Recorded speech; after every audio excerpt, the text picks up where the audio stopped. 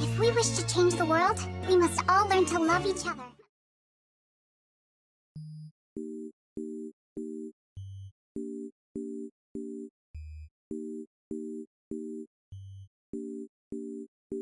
Hello everyone, and welcome back to a critical retrospective. Yes, I know, it hasn't been that long since my last video. I'm really sorry about all the recent hiatuses, I've been very busy, but now that it's over, I can get you videos in a much swifter time frame, which I'm very happy about, as I'm sure you are too. Anyway, enough with the fluff. I don't want this intro to drag on as much as the last videos did. Many of you who saw my last video know that I ranked Zombizou as number 6 in the season 2 episodes, and this is despite it being my favourite episode of the season. Well, I had to take into account the fact that my own biases were at play there. I had to acknowledge the fact that some episodes I feel were better than this one. And the episode does have a rather silly premise, what with kissing zombies and all that. However, there's more to this episode than just that. It does something that not a lot of episodes actually do, and that's genuinely touching my heart in a way that I never thought it would. I know, right? It's very strange, but it worked, and oh boy did it work. So let's get into the meat and potatoes. Let's explain exactly why I love this episode so dang much.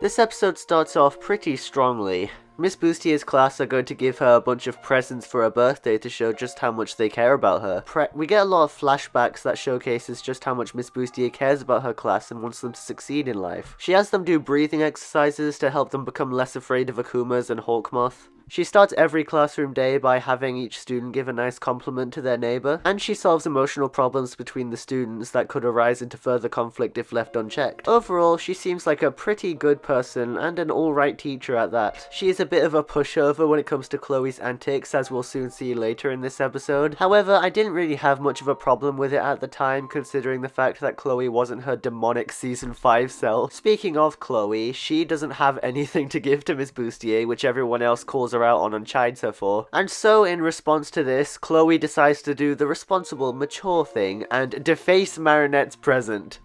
Yeah, classic Chloe move to just jump to conclusions without thinking about the consequences of her actions. So then everybody gives their presents, Miss Bustier is touched by all of this, and so was I, because it was a really endearing, cute moment. But Chloe does her Chloe thing, and Marinette finds out that her present was defaced. Miss Bustier tries to calm the class down and encourages Marinette to forgive Chloe instead, calling her outside to help her cool off. And this scene with Miss Bustier is a very interesting scene that I kind of want to unpack for a minute or two. Marinette says that it's very unfair that she's the one who's getting in trouble, to which Miss Bustier says she's not in trouble.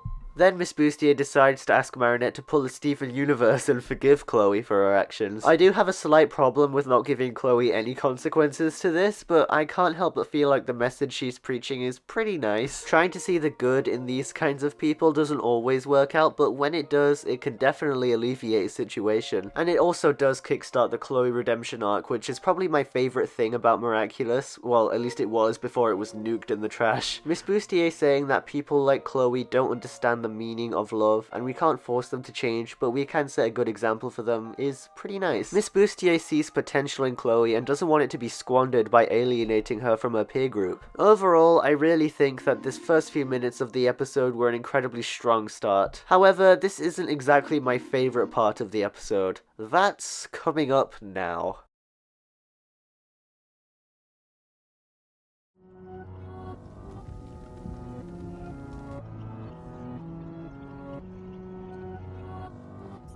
The scene where Miss Bustier gets akumatized is so freaky, oh my gosh. I request permission to gush about this scene for ages and ages. Miss Bustier sees the Akuma and tries to protect Marinette from it, which is something we haven't seen prior in the series. And so Hawkmoth decides to capitalize on the fear from the Akuma itself rather than any external emotions that the victim may have been feeling before this. Miss Bustier throws her makeup at the Akuma, and then the Akuma goes into the object, and then we're just left there tense for like 3 seconds seconds. Marinette looks up, and then it turns out that the Akuma has already gotten to Miss Bustier's brain, and then she starts writhing about in pain, it looked like. Ugh. Is akumatization a painful experience? Well, I suppose it could be if you resist, maybe something like an extreme headache. This part felt very ominous because it felt like she was trying to fight back against some kind of evil possession, which technically she was. And then the light mask hovers over her head and Hawkmoth starts doing his evil villain speech, trying to convert her over to his side and turn her into a supervillain. And the thing is, she tries to resist so hard, and we know it's not going to work because this episode is called Zombizou, and the synopsis says that she gets akumatized into Zombizou, because it obviously wasn't going to be Marinette who Hawkmoth initially targeted, which was very, very exciting. Eventually, Miss Bustier gives in to the akumatization, and then she just stays there limp like a zombie for a few seconds. It was really scary, but in a fun way, you know? I bet MG knows all about that kind of thing. So then Miss Bustier gives in to the akumatization and turns into a supervillain whose main target is Chloé Bourgeois, because of course it is. After all, it was Chloé who started this mess to begin with. Why wouldn't she be the main target for Zombizou? So yeah, overall, I absolutely adored this scene and everything about it, and you should too. It masterfully sets up everything that the rest of the episode has to offer.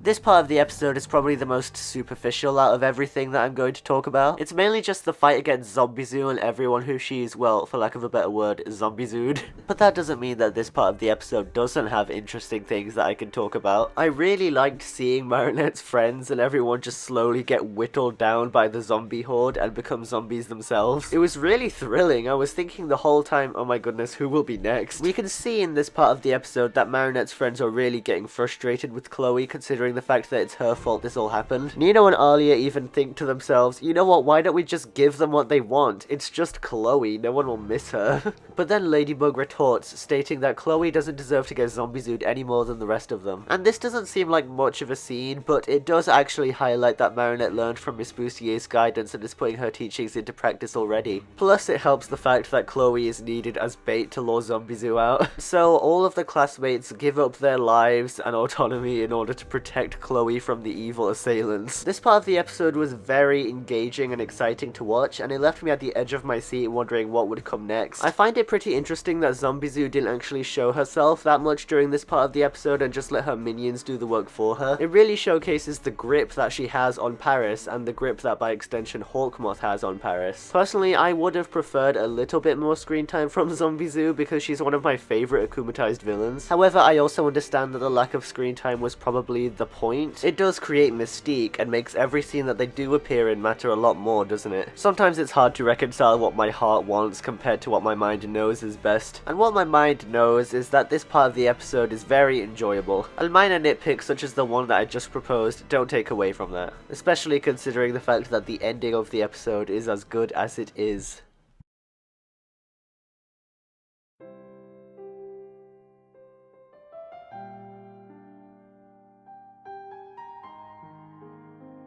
The first thing I want to do is take a page out of Chloé's book and apologise. Apologise for what, you may be asking? Well, it's for the potato quality of the footage that I'm displaying right now. Please have mercy on me, I genuinely couldn't find anything else. Anyway, speaking of apologies, the end of this episode has one, and boy does it tug at my heartstrings. It's probably one of the most emotional moments in the entire show. I genuinely cannot emphasize enough how much I love the ending to this episode. Miss Bustier gets deakumatized and expresses regret for everything she did as Zombizou. Ladybug and Cat Noir try to console her, telling her that Hawkmoth was warping her mind. And then Chloé, of all people, shows up, expressing remorse and regret for everything that she did to cause this. She conveys her regret through these words. I forgot your birthday once again. And when I saw that everyone had prepared a gift for you, I totally lost it. Because I too would have liked to offer you something. I'm sorry, Miss Bustier.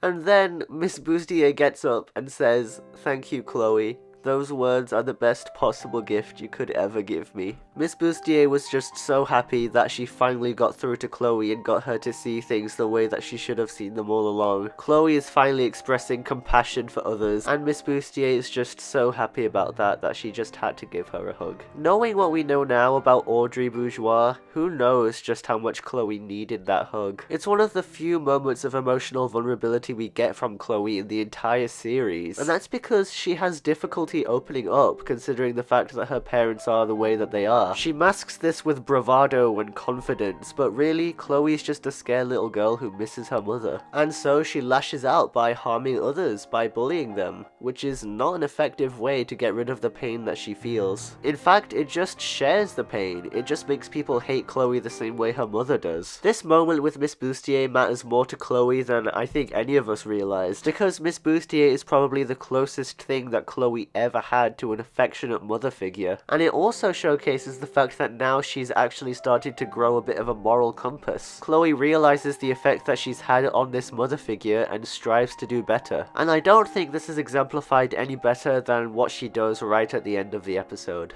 Chloe sneaks something onto Miss Bustier's desk and Alia gets a little bit suspicious, but then we pan the camera and it turns out it's a present for Miss Bustier. This scene is huge. It's one of the first times that Chloe actually does something nice for somebody without any strings attached like there were in Despair Bear. It really showcases that Chloe truly has changed her ways somewhat, at least for this episode, and that she really did understand that she needs to do something to make up for what she did. It also implies that Chloe sees Miss Bustier as more than just a teacher now. Maybe she sees her as the mother that Audrey never was. Someone who gave her affection and unconditional love in a place where she's never received it before. Seeing past the facade and recognizing Chloe's pain, even if it's just a subconscious thing. Zombizou is an episode all about compassion, showing patience and decorum in the face of adversity, and recognizing when there's a lot more that's going on beneath the surface. And really, that's why I love this episode so much, because it says so much in just 20 minutes. It humanizes all of the characters that play a part in the story, but especially Chloe. I did say in the title that this was Chloe's best episode, and I do still feel that way. Even though the Queen's Battle special had more of a spectacle and gave us more insight in Chloe's home life, this was the episode that put a start to it. It started to show us that there was more going on behind Chloe, and it also gave us the first Chloe good deed that was actually sincere. There was more going on than just the mindless action, because it showcases the importance of emotion. When we feel the things we do, there's almost always a reason for that. And exploring why that is can make us more introspective as people. This episode taught me that lesson. It taught me to show compassion and kindness to whoever I meet, no matter who they are. I don't know if this episode had that effect on anybody else, but if it did,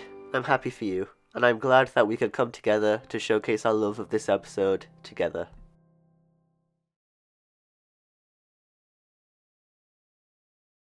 There's still only one thing that I love more than this episode.